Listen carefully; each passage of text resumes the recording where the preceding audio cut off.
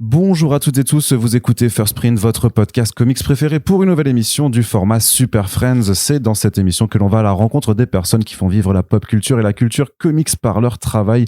Et aujourd'hui, belle émission puisque à l'occasion de la sortie de Dawnrunner de Ramvé et Evan Cagle aux éditions iComics dans leur label iGraphics, nous avons le plaisir de nous entretenir avec l'équipe créative au complet. Ramvé et Evan Cagle sont avec nous. Vous allez les entendre à notre micro dans cette interview qui sera en anglais.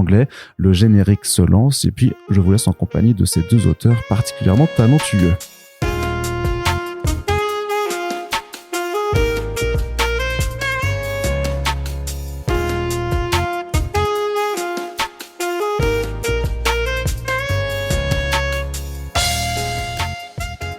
So that was my short introduction in French. I hope you liked it, even if you didn't understand a word. Yes, it was very short. It was quite short, but I could have gone for half an hour, but it would be boring for you. How are you, Ram?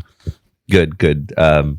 As is form, I'm a little bit sniffly, but otherwise okay. Yeah, I think maybe the listeners will hear it at some point. They're just going to assume that this is my usual voice. Yeah, because the last time you were already sick. But I'm sorry, you're just sick every time you go in that podcast. So it's a pleasure to have you back because we already spoke a lot about your comics last year. And Evan, this is the first time. Hello. Hello. How are you? I'm really fine. I hope you are. I know, and I know that you love interviews. I love interviews. You love speaking about yourself. So my favorite thing. It's your favorite exercise. So, but since it's the first time that we've got you here, I have to start with you to go for the, like I said before we record, I would go for the most basic question ever. Who are you, Evan? Can you summarize a little bit of yourself? Where were you born? I was born in Houston, Texas. Yeah, in the United States. And so that's really great. But I don't want to summarize that much of your life. You asked a simple question. Who am I? Dawnrunner is my first comic book, although I have been working as an artist since high school, really. It just took me a long time to find my way to comics. I worked in games, I worked in advertising. That pretty sums it up. Yeah. Where did you start in terms of artwork? So you mentioned advertising and video games. Can you tell us a little bit about what were these jobs that you had? No, you can't. No, because you're not allowed to. No, because I don't want to. It's not interesting. Okay, that's right. So, all right, this is the best way to start an interview. No, yeah. I'm sorry. It's just it's work that I'm not particularly proud of, and so you're afraid that people would look it up on the internet and see. No, I'm afraid to bore them. I mean, I would much prefer that they look at my comic work, right? So when did you because you said that Dawnrunner is your first comic book, but you did short stories before. You did also an issue of Catwoman before. You did some cover art issue. So it's not the first and right. Chronologically speaking, if you were to look at it all in publication, it's probably fourth or fifth. But actually, in terms of work, I would still say Dawnrunner was maybe your second because you had a 10-page comic thing on your website before then. It's true. So I did a small comic before I was published, and then once we began working on Dawnrunner, Ram was also working on Catwoman, so I did an issue of Catwoman while working on Dawnrunner, and then Superman and the Authority. What else? DC Pride. So there have been things that have come out before Dawnrunner, even though they were being worked on at the same time. So you mentioned that it took quite a lot of time before getting into comics, and is it what you always wanted to do as far as you knew that you were going to be an artist? It was my primary impulse, to go into comics, but either I wasn't good enough at the time, or maybe publishers weren't looking for what I did. It's hard to say, but every time it's hard to imagine right now that they wouldn't look at what you were doing, but all right. I could tell you stories. You'd be surprised how myopic some of these publishers can be. Okay. I want to hear these stories. But no, I sent out portfolios, straight out of high school, looking for a comics gig, and got turned down flatly time and time again.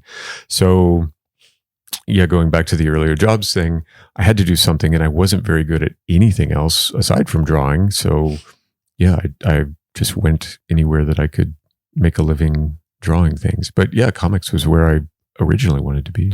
Why is that? What do you like about comics as an art form, maybe, or as a storytelling form? It is more economical than movie making. Sure. It's less collaborative than movie making, but collaborative in the sense that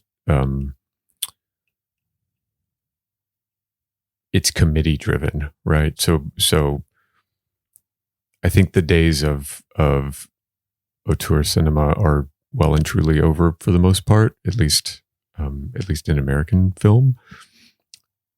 Comics are still not made by committee for the most part, but the collaborative way that it happens is more artistic, I think. And so those are elements of comic creation that I think are valuable and interesting, and you can do more in a comic, I think, than almost any other visual narrative form. Because you wouldn't have any limitations of what you can draw, what the scenes are.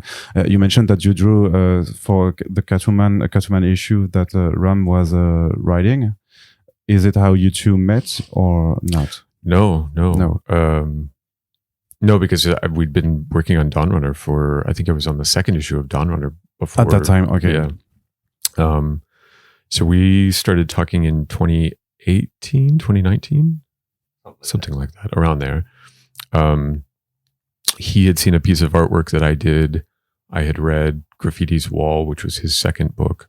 And I think he just sort of earmarked me as somebody that he wanted to work with in the future. And I, was sort of fanboying over Graffiti's Wall and telling him how much I enjoyed it. And also, by the way, like, if you ever want to work on anything. And so we just, sort of serendipitied our way into a friendship. And then he had an idea for Dawnrunner that he turned into a pitch, and sent it to me, and I loved it. And yeah, off we went. So this is the exact same thing that you told Sketch. So you didn't change the story. I'm really disappointed. I like that. I like that he's like, and the next beat is, and the next, okay, they're not changing their story.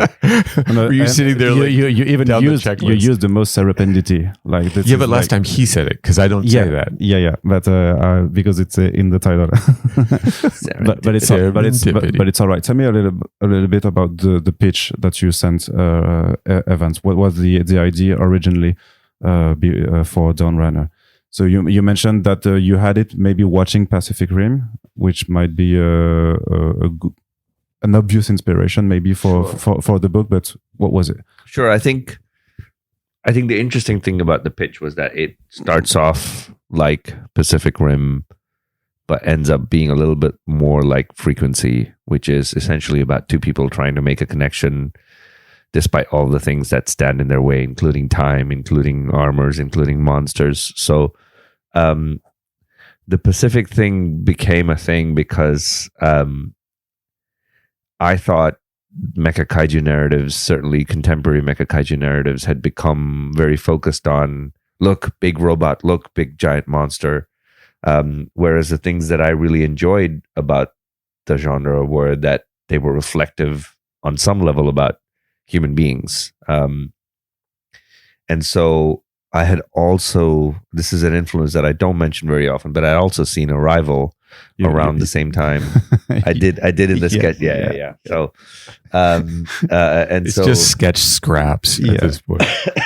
And so I think that sort of character focused nature of Arrival and its combination with the sort of big beats of Pacific Rim is what was in the original pitch, and I think we stayed relatively true to it. Is there something that you like also about the kaiju culture and the mecha culture, where you watching like animes like Gundam or stuff like that when you were younger, or no? There are no kaiju in Gundam. No, but there are mechas. I hope so. Yeah. I mean, I was not watching specifically those, but I'd started off much earlier with Johnny Sacco and his flying robot, which is like a old 60s, 70s TV show from Japan, which was my first introduction to the genre. And then Robotech, I think, was a big one for me. And then I watched a anime called Grandizer, Escaflowne, all points of reference, but maybe not like the more popular ones. Like I've never seen a Gundam thing ever. So obviously Evangelion I've watched. It probably is. You can see references to it. Which would be the second most obvious references. And I know that you are a fan of Evangelion. I have seen it. Yeah. No. You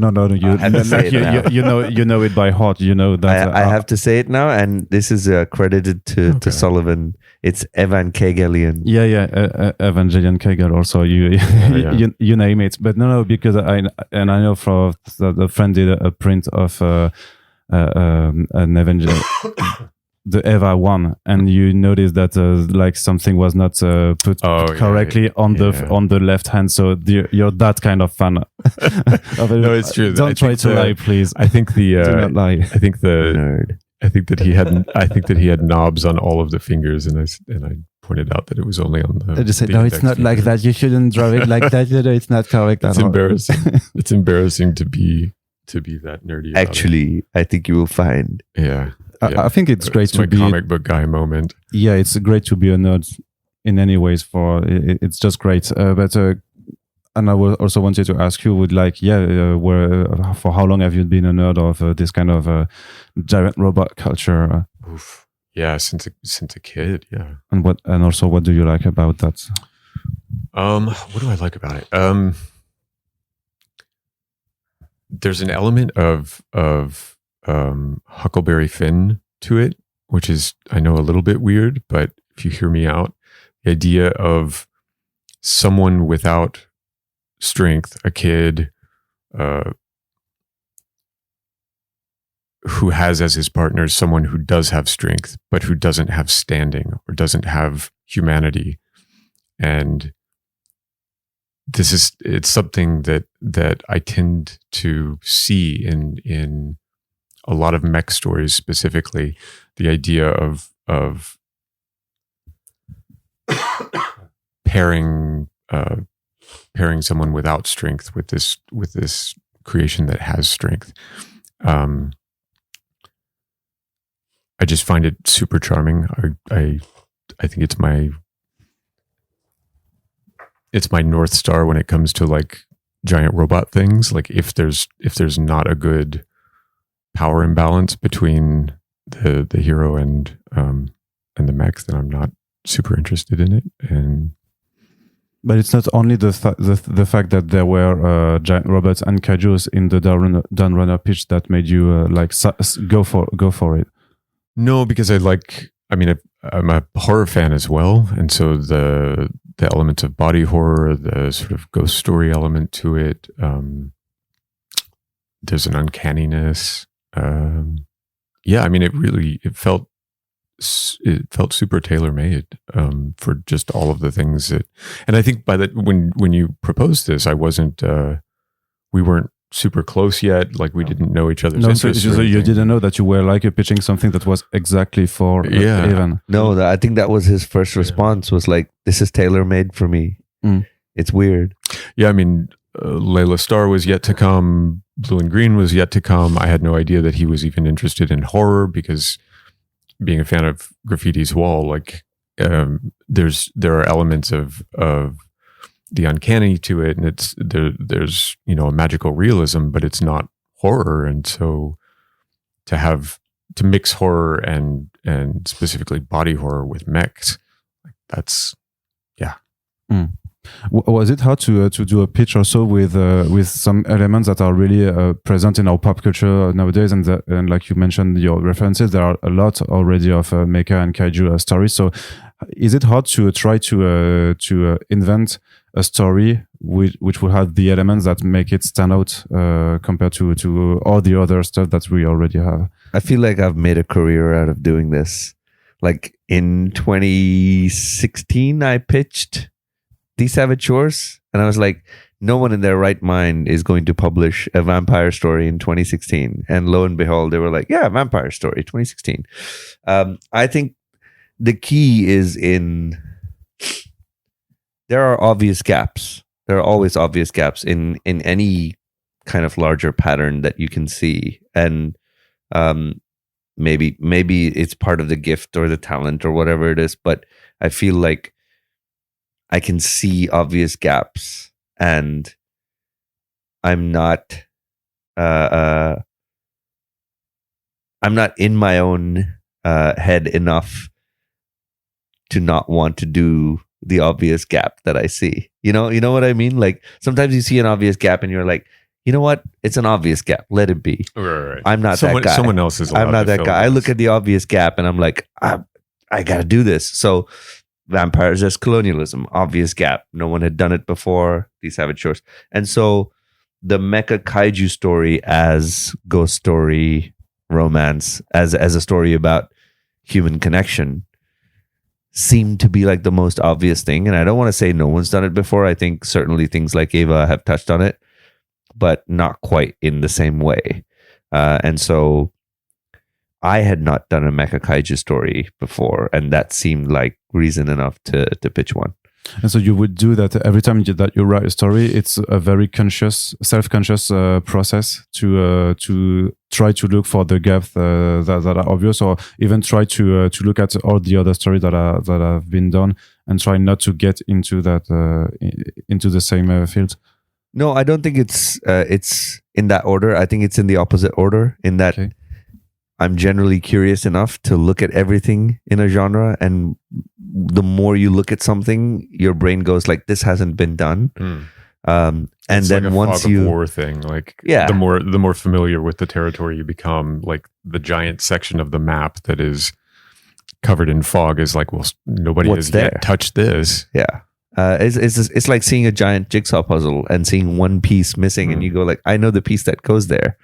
And so it's the other way around, where you've consumed and experienced enough of a genre for your brain to create a pattern, and then go, this is the missing piece in the pattern. And then obviously that becomes a thing that my brain obsesses over for years before I'm ready to pitch it. And so you do not feel like quite the pressure of the stories already been told that around you. You're not like putting yourself some pressure to really try to be let's say original. No, and I think I think Kieran Gillen said this to me, that originality is overrated. And to an extent I agree. I also think that it depends on where you find your originality. These genres exist, and they're iconic genres for a reason, because they provide us with frameworks in which we look at ourselves. But what we see when we look at ourselves has always been an original consideration, and essentially that's what stories should be. Stories are about human beings reflecting on being human, and God forbid, if being human ever became unoriginal, then we would be in trouble. So, and genre conventions really, to me anyway, seem like kind of the starting place for subverting. Yeah. So, any pillar that you could point to of any particular genre would just be a point to exploit. I think a new way of telling a genre piece. What were the first concept that you drew? Was it Anita? Was it the Teslas? Was it the Iron Kings? When do you start? By which point do you start to do the world building process? I believe the first thing that I started with was Dawnrunner itself. The Dawnrunner, okay. Yeah. Not just because it was going to take a lot of time, but I felt like if I could figure out what Dawnrunner looked like then the rest of itself would sort of be dictated by that. I don't know if that was the right way of going about it, but I actually drew Anita fairly late. Even though you knew that she was already the hero. Yeah, I knew who she was in broad strokes. I knew what she was meant to do in at least the first issue. But yeah, I put off drawing her for a really long time. I'm not sure why, but for whatever reason, it was more important for me to get the méchas right. Yeah, and but it was true. Once I had settled on Dawnrunner, I could sort of walk the cat backwards and okay, well, if Dawnrunner looks like this, then this is what a car looks like. Then this is what a building looks like. Then yeah. But I don't know if when you're drawing and when you're also like doing concept arts and just trying to build your world, if you can rationalize in some way the process of inventing like some mecha designs, if you know that you just want something that looks inherently cool for yourself or even for Ram, or if you're trying also to think about like so he has to look like this because of also because of functionality, in some ways. It's the cool factor I think is like the layer on top, right? The needs of the story are that he look a certain way. We're sort of lucky, I guess, in a way that there's kind of a meta element to our story wherein these mechs have been designed in order to be on television to appeal to people. So where does there's a reason for them to be cool, right? So where does their marketing end and mine begin? And the same goes for Anita or any of the other characters as well that appear as pilots within the Iron King tournaments. Also, I think the aspect that a lot of people don't recognize, probably because it's just there, is that the corporations come from different cultural backgrounds themselves, so their mechs reflect what kind of a cultural background the corporations come from. The pilots' uniforms reflect what kind of a cultural. So all of those things, I think, factored into the way these things looked. And this is something that you wrote. Yeah, it was very much part of the script and part of the design of how these things needed to look. And as far as the monsters are concerned, the Tezas, what did you look for? It was also like out of the blue, or did you look for monsters in other movies or video games or even other comics? No, I think just much more organic than that. I was just interested in interesting shapes and interesting organisms. We knew that they were going to evolve somewhat, and so we talked about animal elements and human elements and how they would how their appearance would change over time and seem to sort of point to an intentionality. I didn't do a lot of research for them. It was much more just things that I thought were interesting. Fungus. Yeah, I think the only sort of North Star we had that it had to look like they were putting themselves together based off of things that were already here. Yeah. And you mentioned the shape, and I was wondering if just in terms of like pacing or breakdowns, that you would also maybe draw the shape of one of the Tezas because you wanted to do splash pages, or you wanted to that you want the shape to fit your breakdowns and your pacing. No, but that would have been way cleverer of me to do. I should have done it that way. Actually, I'm thinking that you could do some shapes that would fit also, like some ways, and that's no. So no, unfortunately, maybe I should draw Dawnrunner. I don't know. I think you should give it a go. do an Arno remix. Yeah, sure. That would be great. That would be great. How was the work collaboration between the two of you? Were you discussing a lot during the making of the actual issues? Yeah, I think so. I think also generally I have a tendency to want to collaborate with people who I consider friends. And so at first you had to be friends with Evan. Yes. Yeah, which is quite hard. We know that in the industry. Yeah, it's really hard to be friends with Evan. But I don't know that that's part of this interview. I'm just messing with you. No, but genuinely, Evan and I will have 2-hour phone calls about nothing to do with anything about work, which is They nice. will start off as work, but really quickly we're off on a tangent. We're discussing the Black Plague or Yeah. And so I think that's very important to have that kind of relationship, because I think it leads to a creative honesty. You have to be able to tell each other where to push, where to pull, even if you haven't earned the right to be able to tell each other that. I think in a collaboration, that level of honesty has to come through, and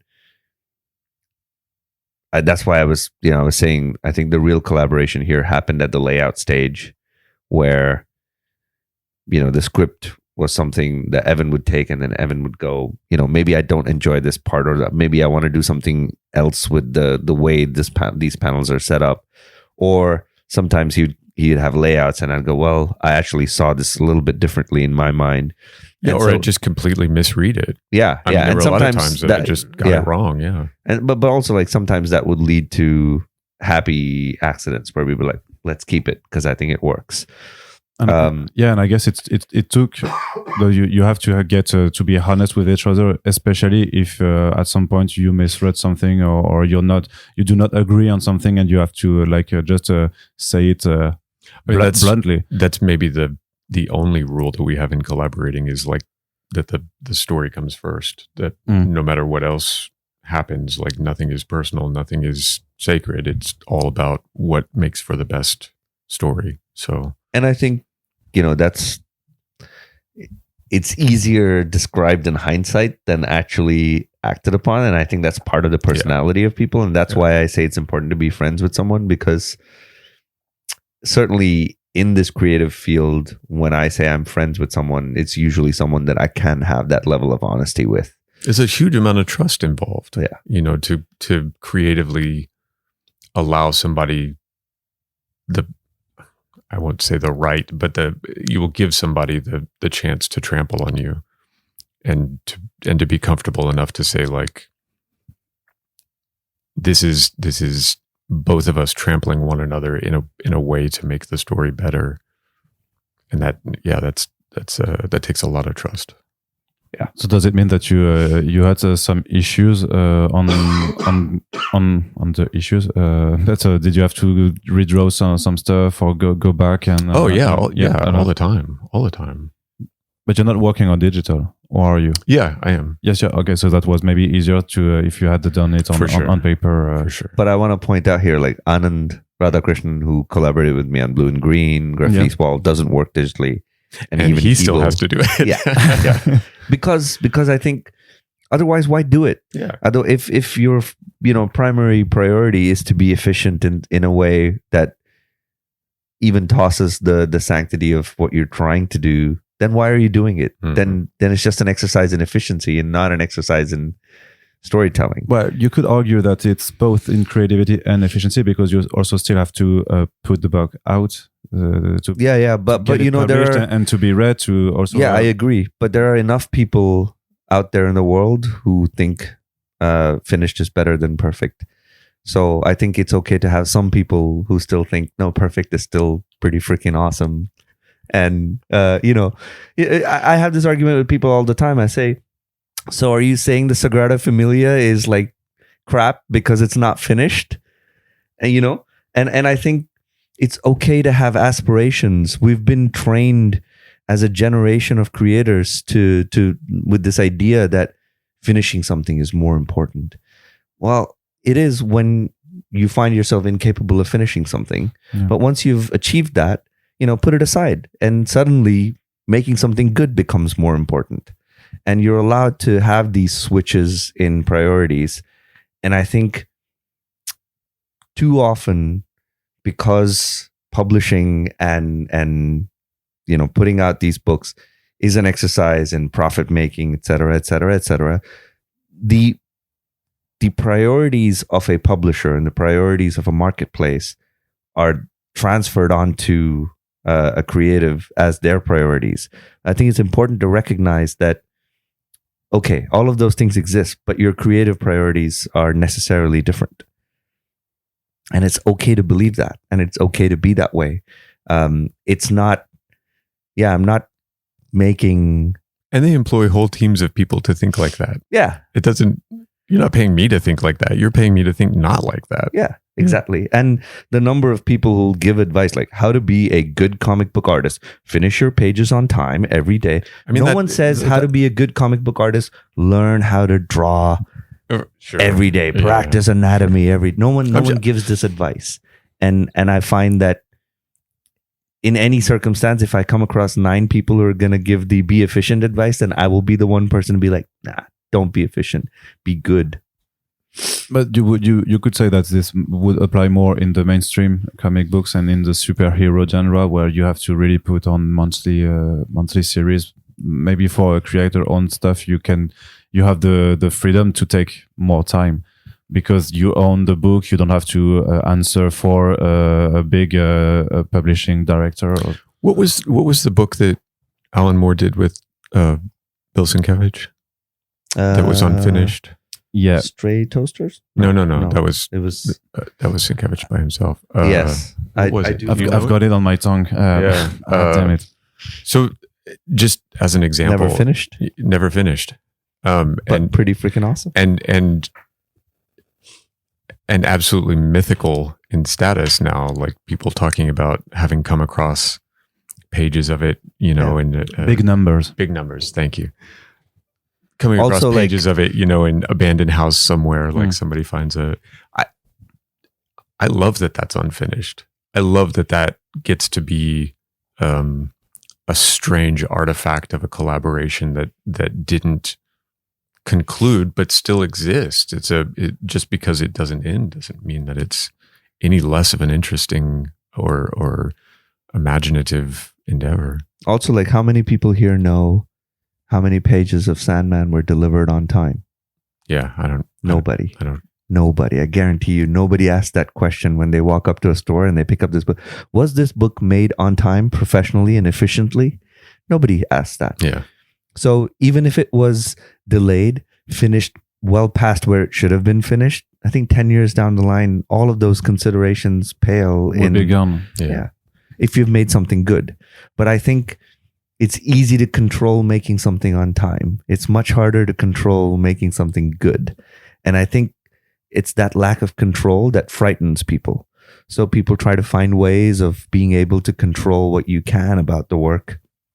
I think my concern only becomes when those concerns overtake the need to be good. Yeah.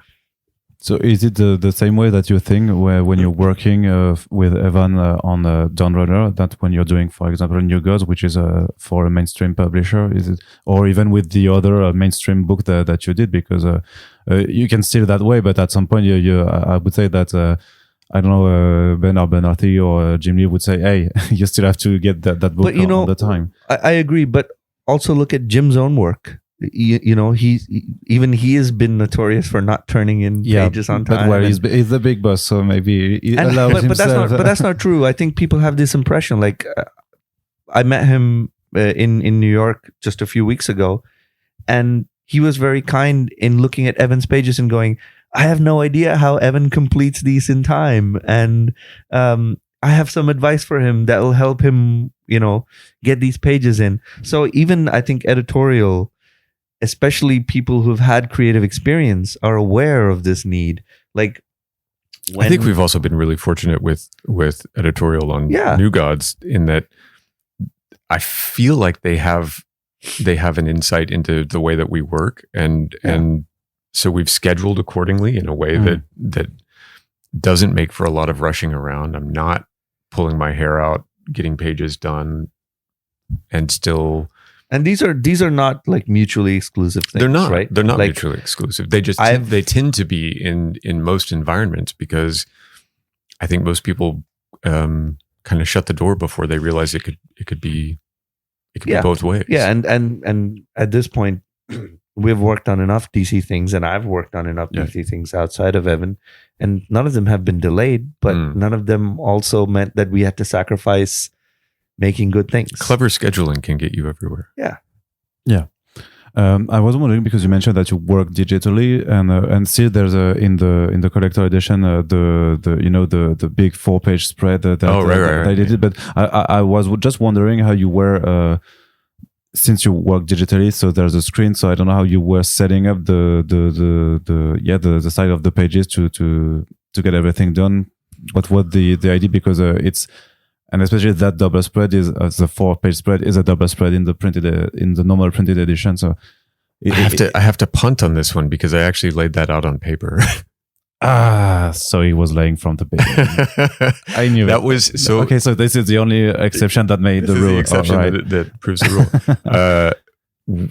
Oops. When we were first working on the first chapter, Ron was like, I want to do a double page spread. And I was like, I would like to do a quadruple page spread. What do you think of that? And we had to kill it because we didn't have space. And so chopped it down to 2, but I had planned for 4, and we were like, well, maybe we'll have 4, maybe not. And so, yeah. Is it, I don't have another word for other than hard, but I guess it's not hard because it's your work and that's you've been doing it as a professional for many years. But was it hard to manage the scale of the characters when you're in a kaiju mecha story, to really have it fit on the page, to really see how you would fit all these characters in a limited space? Actually, I don't know if that's something that is really hard to get it right, to get right. I don't think so. I think it's sort of instinctual. If I was an artist, I think that would be my main problem. It's sort of instinctual. I think this is funny because I can at least count if there were a category in which I put what were our discussions most about, there would be a category that was about scale.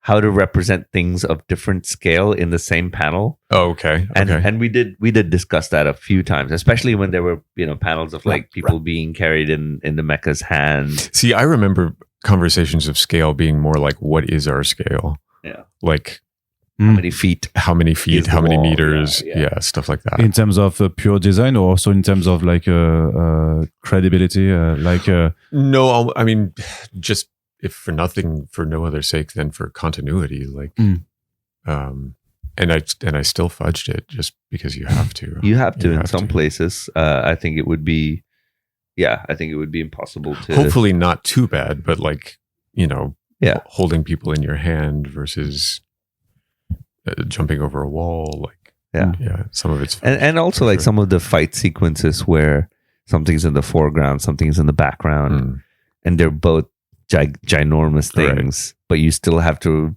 transmit depth in some way. So I really like the design of the prime that goes, and then the meshing of the body parts, the faces, and also the mask that really is the mask from the first angel in Evangelion. It looks quite similar. It really looks like it's. So I was just also wondering about the ideas of this design. If you just like you were telling about us that you were willing to mix body horror also with mecha. So if you would just like say, okay, mecha body horror, let's put some faces on that body. No, that one was the thing with the prime was I wanted to feel like it was.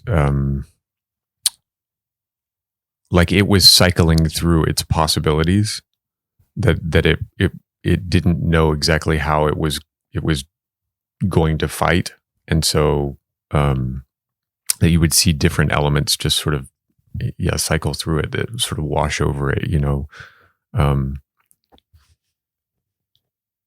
I thought about making it kind of an amalgam of all of the things that we'd seen up to this point, but that felt sort of small. It felt like that would have meant that this section of the story was the only one that counted, even though we've got 100 years before that. Oh, sorry. And so, I needed a different way of showing that it had choices, that it was trying to decide on a way to dispense with Dawnrunner. Also, I think what a lot of people don't pick up on is like from a evolutionary perspective, there's no explanation as to why each tetsa looks so different from the other. Because we don't know about the world they come from and how the rules of evolution are there. Sure. So maybe But you know about even from a broad sense of understanding evolution, that would make no sense to have this kind of strange jigsaw puzzle. Let's just mash three things together.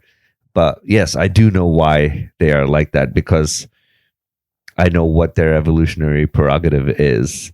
And I thought the prime design was a great step forward in explaining that in some way to the most inquisitive, I suppose. And, if we ever come back to this book, maybe there will be a better secretive. explanation as to why.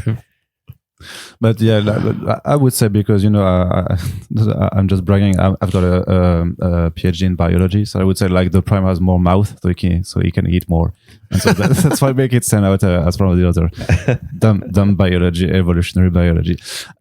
Jokes aside, so the book is in color. We also have got a black and white edition. I was wondering if you did think about doing it just in black and white when you were creating the book, because I don't want to diss on Dave's work, but I think personally it looks and Francesco it looks so much better in black and white. But maybe it was an intention not to put it that way at Dark Horse, because I don't know if black and white books sells more or not in the United States.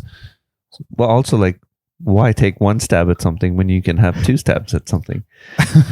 I mean, look, these are partly publishing decisions. Yeah. I do think that in general, for someone, you have to appreciate that as a reader, you're someone who appreciates Evan's art in a certain way, and you are engaging with it in a certain way. But not everyone engages with it in that way. And I think broadly with publishers, certainly in the American direct market, the concern is how do we get the most number of people accessing this? And sometimes, black and white things maybe are not accessible to those people. Who knows? Like, I prefer to see it in black and white. I tend to work with artists whose work looks best in black and white in a lot of ways. And sometimes finding a colorist to color their work becomes very difficult, because it's really difficult to color someone who has got so much lighting, tone, texture in their work. Yeah. But yeah, I think in general, having the color makes it a little bit more accessible to all kinds of readers. And then, like I said, there's always the possibility of doing a noir edition for the more discerning, but black and white enthusiasts. Yeah, but sure, and still, we know that manga has been exploding in all the markets, in the European market, French particularly, but also in the United States. And since it's about kaijus and mecha, which is inherently also linked to manga culture, I would say that in the editorial Dark Horse, you would imagine that somebody would make that marketing decision, right? In fact, this is a really great point, because I would argue there's not a lot of crossover between manga readers and comic book readers in the American direct market. No, certainly not. All right. Yeah. Okay. Yeah, these two waters shall never mix. Okay. I mean, I think it's more so. I think it's more so here, but certainly in America, there is still quite a big distinction in terms of the number of people who read manga but don't read comics, and the number of people who read comics but don't read manga.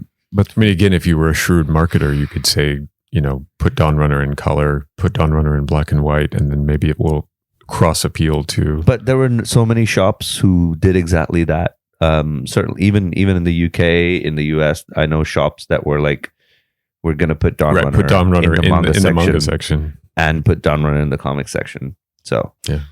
Okay, so I'm quite surprised by you saying that, but well, Americans be Americans, right? Only I'm American in this situation, Rob. No, but you're half French now, right? Oh, like, I'm Indian. Okay. I consume everything in all ways. All right. And I also felt, but maybe you just teased 2 minutes ago that you were going back to Dawnrunner at some point, but because I sensed that maybe the ending was a little bit rushed, and then you still had some things to say about this universe and also about these characters, and I was wondering if at some point maybe Dawnrunner was intended to be a 6 or 7, 8 8 issues series, and that you had to wrap it up a little bit faster to do other projects, or is it just me? I wish we could have done a telephone directory sized, sort of Akira mega work out of Dawnrunner, but that wasn't the scope of our. Also, like, this is a complaint that I've had about my work with everything. These saboteurs, the ending feels rushed. Blue and green, the ending feels rushed. Dawnrunner, the ending feels rushed. I didn't think Graffiti's Wall was rushed. No, it wasn't. And I didn't have to complain with that. But I also take it as a sign of good things that people are like, well, I wish there was more. I'm like, okay. Although I think this one does distinctly stand out as compared to any of the others, because the saboteurs, blue and green, there was a definitive ending. Whether it felt rushed or not, there was a definitive ending. But this one, I think even with Dark Horse, we were always like, look, it leaves off in a place where we can come back to it later if we want. Yeah, I think part of that may have to do with the way that we tend to see fight scenes toward the end of a series as their obvious climax, when that's not necessarily, it shouldn't necessarily be the case, right? But you always assume that like the big fight at the end is going to be a gigantic. We could have wished to have big like set piece. 20-page fight scene for the it was going to be yet 20 more pages of fight scene that we're going to wrap the thing up. And I one of the things I like about Dawnrunner is how its interest is not in those fight scenes as plot points, but not at all, but as beats throughout, No, and that was what was also of my question about the actual story, because we can do for Dawnrunner as a kaiju versus mecha story and say like let's be here for the big monster, the big robot and fight, but in the end, it wasn't about the kaijus and the mechas at all. It does sort of cast the audience as unwilling spectators to the sport that they're all watching throughout the story. Yeah, and I feel like that's an interesting question to ask as well, right? Like, why are you watching? Are you watching for the sport? Yeah, why are you watching it? Yeah, but like I said, like it wasn't about the kaijus and the mechas at all. You mentioned a little bit. It was about the connection between people, and even to see that we are projecting ourselves in the outside. Like I'm projecting myself to you as someone. Like I'm Arno, but maybe on the inside I'm someone else, or I'm just not myself at all. No, undoubtedly you're someone else. Yeah, like without question. Like in the way that all of us are. I think like, you would have to have a connection, suits, right? Like you would have to have a connection with someone as intense as a connection between Ichiro and Anita to be able to truly say that another person has some measure of understanding as to who you are on the interior. So really the story is about the armors that we wear in front of other people, who we say we are versus who we really are, what we show we're when we show we're brave, when we're truly afraid. So on some level the story is about that, but also we can definitely come back. There's more to say about I think this is partially what. Do you remember when we spoke at what was it, at FanFest? Yeah, Paris Fan Festival. Yeah, and I think your first question on the panel was what is Dawnrunner about? Yeah. And I punted and I was like, ask somebody else. I think this is why, because it to try to sell it as a mecha kaiju thing, I feel like I can't do it. I don't have the right vocabulary to make that pitch. Or do you think that you would be lying by saying that? No, or but you wouldn't sell like the right pitch for the book. Not that I was lying, but that it would be incomplete. Yeah, and even if I did have the vocabulary for it, I don't know that I would necessarily want to tell you that that's what it's about. I would want you to find it. See, I would love to say that, because then it's the joy of watching someone struggle and grapple and discover that it's not. Yeah. And I think to my mind, good art should do that to you, where you go in assuming you know exactly what this is, and you come out the other end going like, What happened? I mean, again, like with the genre thing, like genre conventions are just easy targets for not just subverting expectation, but taking the stories in a completely new direction that nobody's hit on. But this is quite interesting because you could also, as a reader, just read Dawnrunner with the premises of the pop cultures, the very big fight stories, and get to the issue 5 and say, so there's no big fight in the end. I think that, and then try to reread and see in the end, like, it wasn't about that at all. This has happened to me a couple of times. I'm sure other people have had the same experience. I've read something and thought, my God, well, that was pointless. What was that about?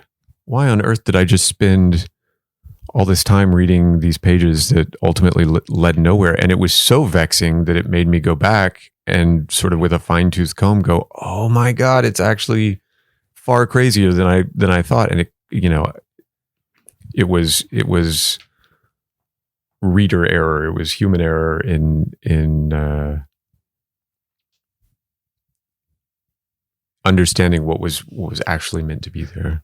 And see, like, those are the things I find most interesting. Yeah. Like, I always give this as an example of something that pushes genre conventions. That doesn't even subvert, but I mean, not subvert in the classical sense. So, we've all seen the Death Wish, the John Wicks, the Equalizers, the common man taking revenge, becoming a vigilante. It's a genre, right? There's a Korean movie called I Saw the Devil. Yeah, sure. Yeah. And you watch that film and you're like, yeah, I'm on board. This is the genre I'm used to. And about halfway through that film, you're like, this is making me uncomfortable, the level to which. And it's not even subverting the genre. It's just pushing it past a point that you're comfortable with. And I love when things do that because, I mean, I'm nothing if in 2024 not a product of postmodernist literature, and postmodernist literature is very aware of exactly what its conventions are, and we're trying to subvert, push, challenge those conventions. I find it very interesting. I would be worried if people read this book and then went, okay, fine, yeah, sure, good, sure. But I find it interesting that people who read this book are like, oh, it wasn't about what I thought it was, or I loved that it was about human connection. Or even if people were like, I am so angry that this wasn't about mechas and kaijus. What the hell? What a bait and switch. I love that reaction because that anger is something you should be questioning. And it's a response. It's an artistic response that any creator would be proud to have because you've made someone react in an emotional way. You better have someone angry than someone that just feels nothing at your work. Like, a case in point, the most common response I had for issue 1 of These Savage Shores was, what a bait and switch. Oh, yeah. I thought the vampire was the protagonist. I forgot but about that. But turns out he's not. And to me, that is so fascinating because that book was largely read by sort of American, European reviewers. The end of that first issue was my favorite part of it. Yeah. So every time that was the moment that I knew what that book was. Yeah. Every time I'd get a response going like, I thought this guy was the protagonist. I was like, haha. And I was also wondering about one of the themes of the book about the you can't save anyone and you just try to save what you can. Is it something that was also like motivated by the world we live in actually, where we would try to save a lot of things, but we can't. And even I know that you mentioned in sketch that the whole fighting, protecting the planet, becoming a game, that because we saw also some kind of horrors on the television, and that we can do anything else. So we should maybe just prioritize on saving the people that are most close to us. Contrary to it's a rebuttal to the Quixote-esque desire that we all have to save more, biting off more than we can chew. I mean, or I would say it's even a more hopeful way of addressing this kind of. The most common thing I see is people disillusioned by the scale of a task. Yeah. I mean, you see a Tetsa and you're like, oh, what can I do against it? The answer to that is very simple. You save what you can. and if everyone thought of themselves that way, or approach these situations that way, no one's asking you to rid the world of all conflict. No one's asking you to save what you can. That's good enough. All right. Well, it's about time that we wrap it up, but I hope we will speak together again, mostly for New Gods also, because I've seen some pages and they look amazing. So I'm really excited to speak with both of you about retaking the whole Jack Kirby's mythology into a new modern comic book. Yeah. And thank you a lot for your time, Ram and Evan. Thank you. Pleasure.